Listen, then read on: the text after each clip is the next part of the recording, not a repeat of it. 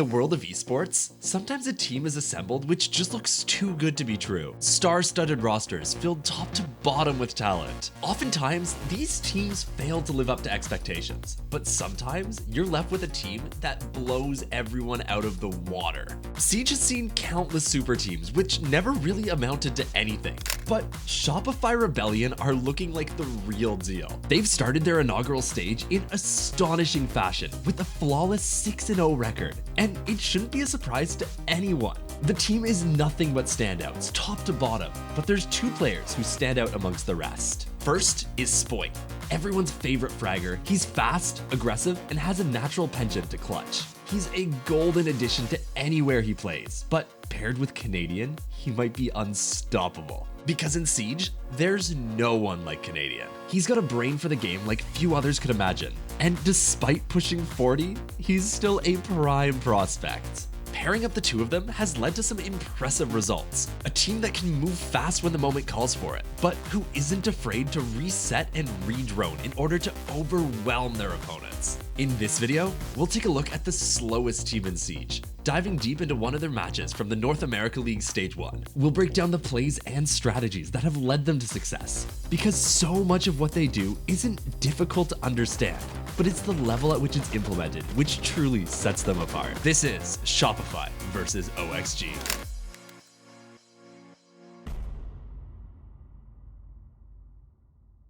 A consistent highlight of the gameplay of Shopify Rebellion is the way they use gadgets to get themselves an advantage, which, obviously, right? Use gadgets, get kills, but it's actually so much more impressive than that. Their creativity is in how they're used, as well as how well the whole team plays off of them. Take this round, for example. Shopify are attacking Bar on Chalet, and they call to try a cross take from Solar and Master. They drone in and see OXG aren't really contesting the space, opting instead to play a crossfire between Top Blue, Library, and Mez. The idea for the defense is to turn cases into a kill box, making it impossible for Shopify to walk into any one player's line of sight without encountering two others. So Shopify need to find a solution to this problem, and they've brought along the perfect set of operators to take the teeth out of this excellent defense. In order to progress, Shopify need to break up the crossfires onto cases. In Siege, attackers have a couple of different tools they can use to do so. In a previous video, I talked about using flashes and smoke grenades in order to take away attacker vision,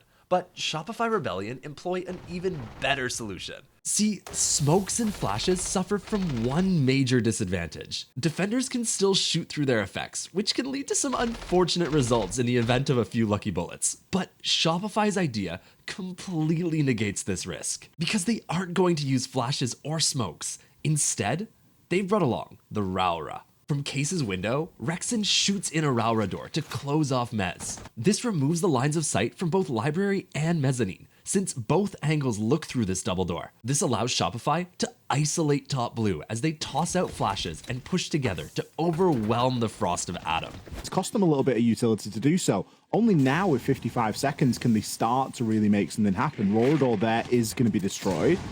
Flores able to gather a little bit more information, but it's not enough to unseat Oxygen right now.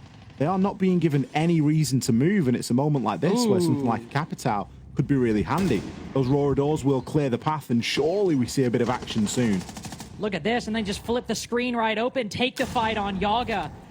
Excellent use of those doors. Amazing work out of Shopify to dismantle the defense. Surf takes down Adam via a lurk from 45 as the defender attempts to fall back to avoid being overwhelmed. But the genius doesn't stop there. Another advantage of Raura Gates is that they can be deactivated on command. So once Shopify confirm Blue Stairs is clear, all three attackers in the hallway turn their attention towards Mez, creating an instantaneous firing squad facing Yaga. But there's still work to be done, and time is starting to get low. So Shopify don't hesitate in setting up. They play two lower fire, aiming to push in bar with Canadian hopping games while Spoit covers from the hatch. With such an overwhelming setup, OXG don't really stand a chance facing this attack.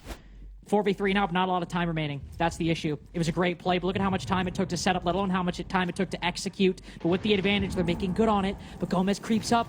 5 seconds left. So little intel for so long. He spots one as Canadian puts the diffuser down. He's got no C4, flips around the corner, but can't secure the kill, neither on coverage nor planter. Shopify Rebellion with the first. The thing about strategies that focus on one specific mechanic is there's almost always a tool to counter the approach. The next round, Shopify attack bar, bringing along essentially the same lineup, looking to use Raura for the same thing once again. But OXG are a smart team and bring along a whole new set of operators in order to counter what they've seen. So what counters Raura? Well, explosives are the obvious answer, bringing impacts in order to destroy the panels. Jaeger will my work as well, and even though Oxygen bring along the Jaeger, they actually have less explosives than the last time around. So what's the big idea here? How are they going to counter this attack? The secret lies in bulletproof cams. For those who don't know, defenders can use the EMP burst of a bulletproof cam in order to open up a Raura door, effectively making it impossible for the attack to take Cases Hall the same way they did previously. Let's see how it works. Shopify take opposite relatively easy once again, actually getting control of Office even faster than in round 1. They get to Piano with about 2 minutes left in the round, drone forward, and immediately spot the bulletproof in front of them. But what's mind-blowing? They instantly recognize the threat and start coordinating their utility in order to destroy the bulletproof. Ambi flash dumps to burn Jaeger devices, allowing Spoit to attempt to ash the camp. It isn't enough, as Spoit's breaching round is caught by another ADS, but as insurance, Ambi also sends in a Flores in order to clear out the BP. Job done, and Shopify still have plenty of time to progress, so sensing the pressure starting to mount, OXG get a little antsy. They peek Piano and try and find a few fights, but then Spoit goes and does this. Set up from OXG too, but you can see Gomez taking up a position prone inside of the connector. He's got a mirror window right there and a hole to contest around. So these doors are not the magical solution that they were before. But if I'm taking somebody to win these long angle fights, my money's going on Spoit. Shopify find the advantage and press forward immediately to capitalize on the picks. This is the beauty of this team. They don't even wait to implement plan A using the Raura. They simply toss in flashes towards blue in order to play off of Spoit and fight Mez, not wanting to give OXG the chance to back off and regroup, giving themselves another overwhelming advantage in order to secure another round.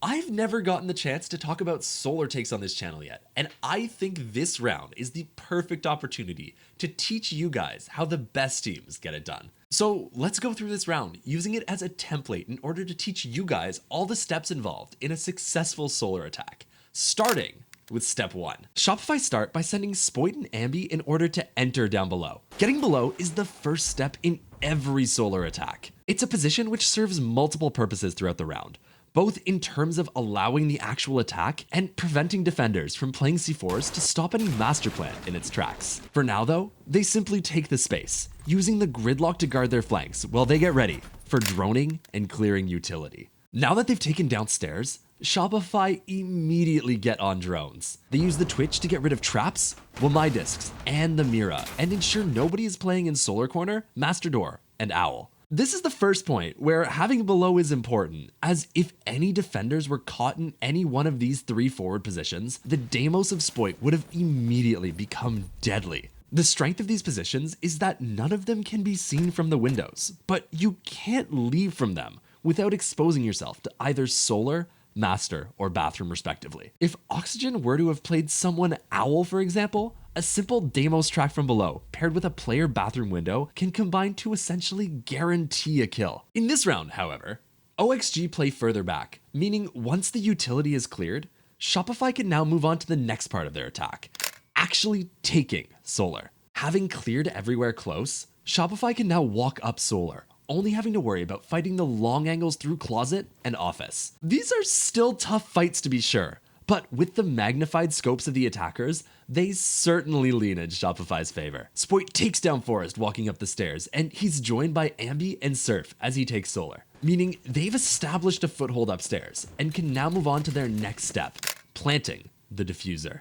The default plant spot on this site is tucked on the hard wall next to Closet. Here, the planter can't be shot from any long angles, forcing defenders to have to try and wrap either through Bathroom or across Master. But by holding the right positions, both these options become nigh on impossible. Check it out. Canadian sits big window, spamming flashes into Piano and Office. This disrupts the retake, as OXG can't exactly fight when they can't see, but his position is crucial as well. From Big Window, he can see the wide swing through Master, making the retake through that room essentially impossible in any capacity. Next, Rexen holds Bathroom, but he doesn't just hold it from outside the window. As the flashes go off Piano, he actually hops inside, which may seem a little risky, but is actually good for 2 reasons. First, this balcony sucks. Being out here, you're constantly at risk of being peeked from the case's window. And even if you aren't, holding across from a window doesn't exactly guarantee a kill. Aggressive defenders can often just sprint right by, ignoring the hold from the window and taking down the planter before anyone can react. Being in Bathroom gets rid of both these weaknesses, since you obviously can no longer be peeked from cases, but by just being in the middle of the room, you also force the defender to have to fight you before they have any hope of stopping the plant. Finally is Ambi.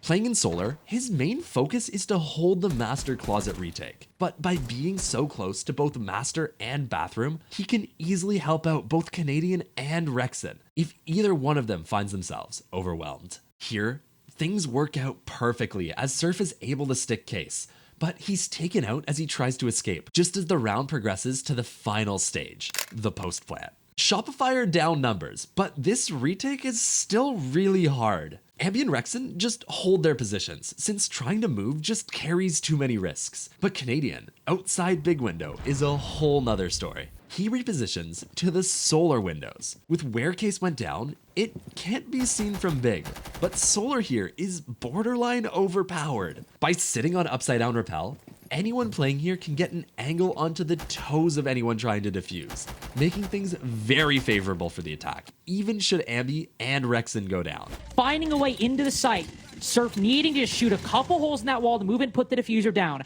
Yaga fights back, takes off the MVP for Shopify this game, but it's all for naught. He might get 2. It's still even. It's still a post plant. It's now Shopify in the lead, up 1 body and Adam on 1 HP.